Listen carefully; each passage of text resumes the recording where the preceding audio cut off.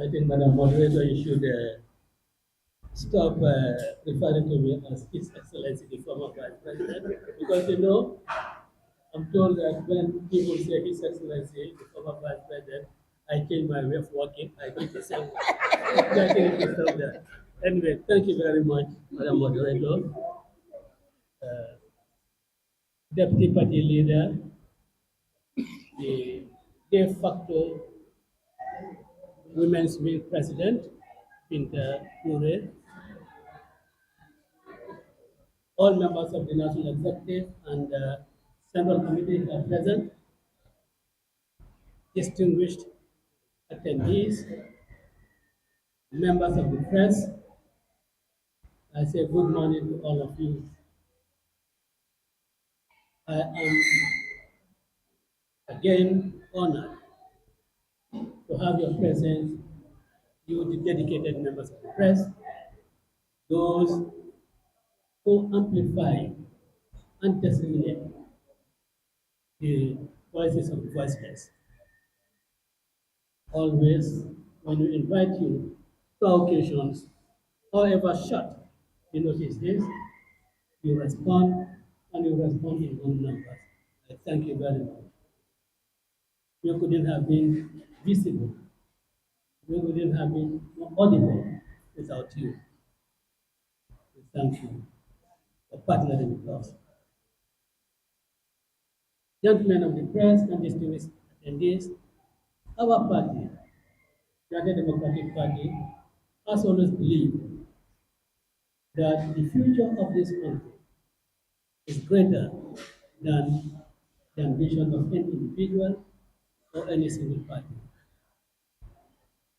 With this conviction, we responded to an invitation by the National Democratic National Alliance for Democracy,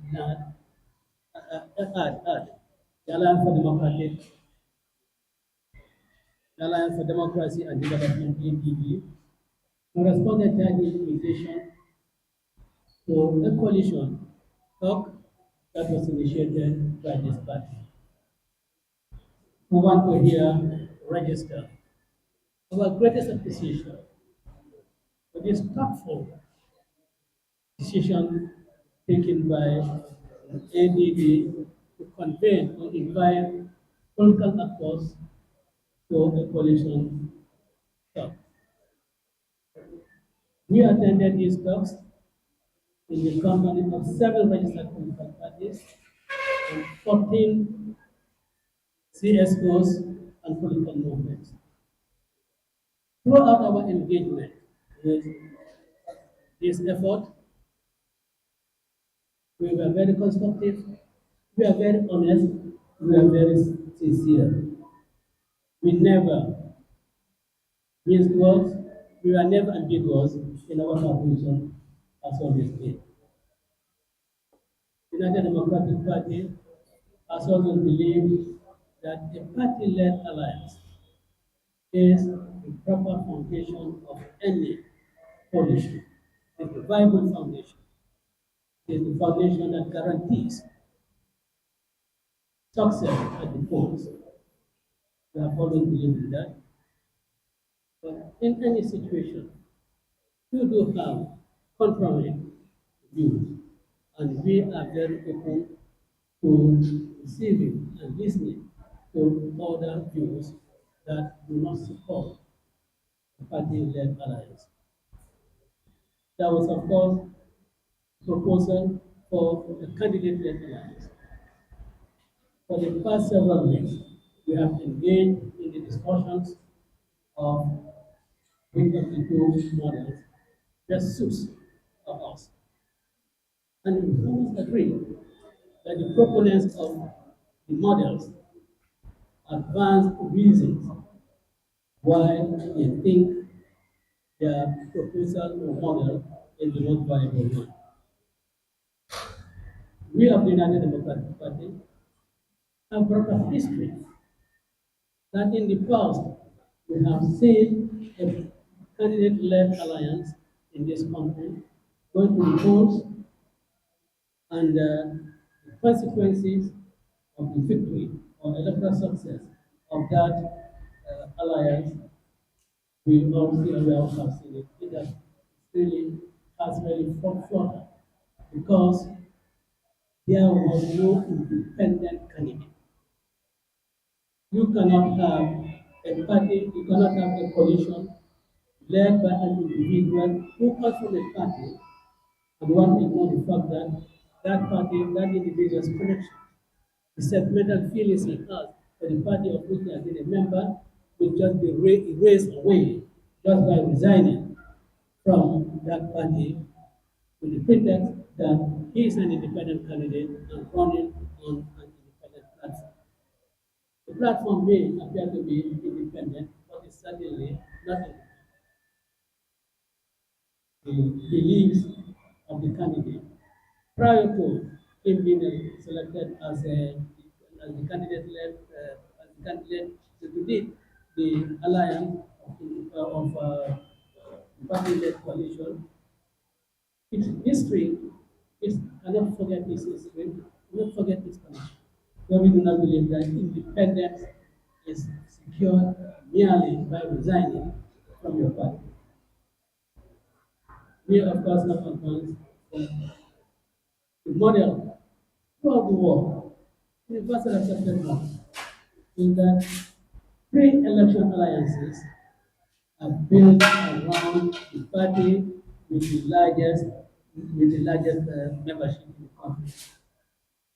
We have shown that since 1996, UDP has been the dominant opposition party in this country. There's no dispute about it.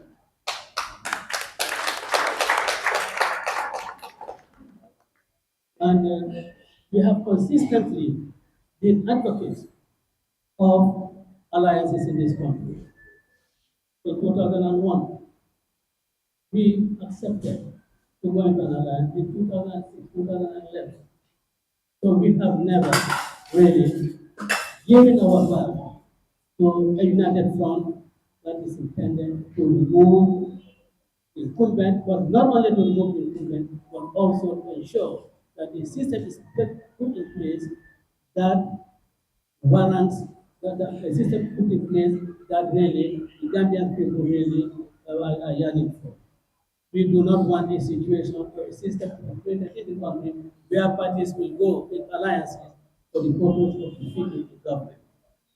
We always want to have an alliance that will put in place a system that affords everybody the opportunity to contest elections on its own merit and seek office on its own merit rather than being an appendix to another party. That is what we believe must happen, and that can only happen when there is a change of system. And changes of system do not come by themselves. System change through the agency of human beings. And we as political actors would have to be the agent of so fundamental system change. Of course, the, there is the view that figures don't matter. But if figures don't matter, why are you asking for a united front? You are asking for a united front because you believe that that will bring you bigger figure that you can really find. So if figures don't matter, then I don't know what matters. But we engage them constructively and we try to convince our colleagues that optional, the Bible option is for a party led and not a coalition, not a candidate led coalition. That is a fundamental principle that the United Democratic Party was deviating from.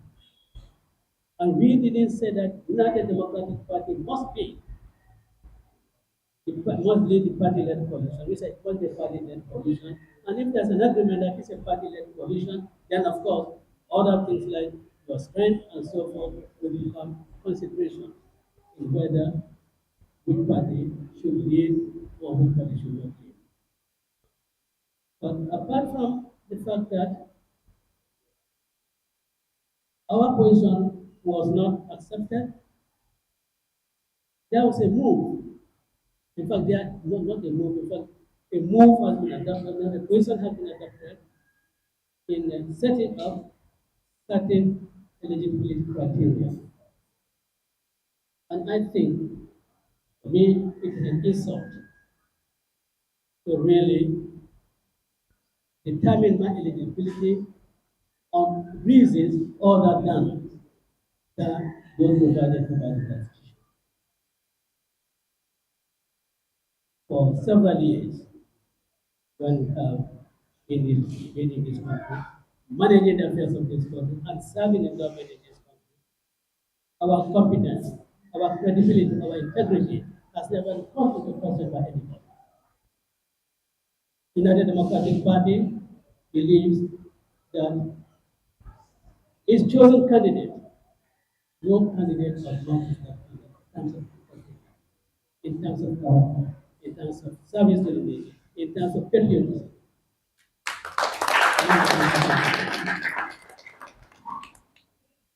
But one of the eligibility criteria, and I'm sure when I read this or when I read how you gentlemen of the press, you will know that that is directed at Ousainu Darboe and other person. And that eligibility criteria is loyalty to the coalition. They say the candidate must have no verifiable history of sabotaging coalition efforts, undermining joint candidates, or effective for personal gain during critical coalition moments. Gentlemen of the press, since 2017 or 2018, those who oppose the United have carried message throughout the country, throughout the world, that the coalition 2016 failed because of United Democratic. That the United Democratic Party sabotaged, accepted such a criteria for selection of the flag bearer, even assuming we agree to a party to a candidate there. How can we agree to that? One with selection process, we'll ask questions, didn't you do this for coalition 2015? And then we are put again at explaining and debunking the false statements that they have been bandying all about. But another criteria, which I think is contradictory to their party-led, or to their coalition-led, candidate-led alliance, is grassroots connections. They say the candidate, he or she must show active engagement with, and I emphasize it, with party structures. Now, with which party structure? Who a candidate who is selected to lead as an independent candidate, which party structures will he be maintaining, for instance? Of course, naturally, it would be his own party. It could not be a party to which he does not belong. So you can see that even though they do not accept party-led, but they realize that parties are very important in this whole process. If you cannot maintain relationship with your party structures, then your candidacy, the viability of your candidacy is certainly questionable. So apart from anything, the eligibility criteria for us goes contrary. So let me next contrary, does not conform with the constitution. We accept all conditions that the laws of the Gambia provide for candidate wishing to contest in presidential elections.